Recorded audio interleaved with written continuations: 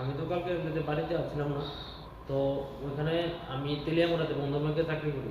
তো ওইখান থেকে হঠাৎ এখান থেকে খবর যায় যে আমার বাইকে এই ধর্মীরুদ্র পাল, সহনব অগ্নিরুদ্র পাল মানে দা দিয়ে এলোপাতাড়ি আঘাত করে এই নগর কীর্তনে, তারপর পরশুর মধ্যে যে নগর কীর্তন ওই কীর্তনে এলোপাতাড়ি আঘাত করে, যার জন্য প্রচণ্ড জখম হয় দুটি কোপ দিয়ে দাও দিয়ে। প্রথমে পিছন দিকে একটা কোপ লাগে, সামনের দিকে একটা কোপ লাগে। সামনের দিকে 8টা সিঁড়ির মতো লেগেছে, পিছন দিকে লেগেছে 3টা সিঁড়ি, মানে খুব জখম হয়েছে, প্রচুর রক্তপাত হয়েছে।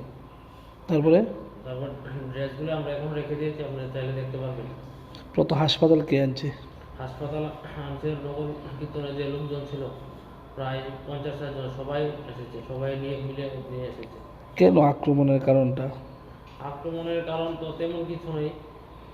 কিছুদিন আগে জায়গা নিয়ে একটা বাকবিতণ্ডা হয়েছিল, তো ওটা পুলিশ এফআইআরও নেই, এমনিতে আমরা লিখিতভাবে যা দিই, লিখে তো পুলিশ যাওয়ার পর সব কিছু মিটমাট হয়ে গেছিল। কিন্তু তারপর আমাদের মধ্যে সব কিছু শেষ, কিন্তু এইভাবে যে তারা আক্রমণ করবে তা আমরা মানে কল্পনার বাইরে।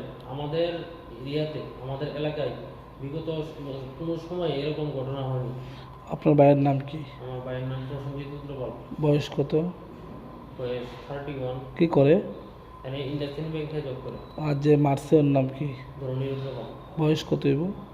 বয়স 40 কাছাকাছি। তাহলে কি করে? এখানে সম্ভবত গাড়ি চালায়, বাড়ি কি পাশাপাশি? পাশাপাশি বাড়ি।